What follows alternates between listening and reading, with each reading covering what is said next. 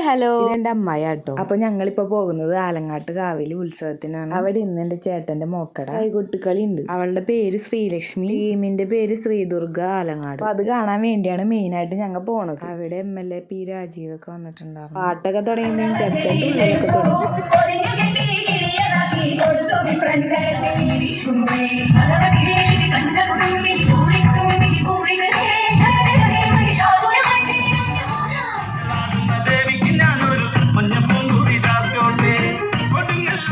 അവരുക്കളൊക്കെ ഉണ്ടായിരുന്നു. ഏറ്റവും അവസാനമായിരുന്നു ഇവരെ കൈകൊടുക്കുന്നത്.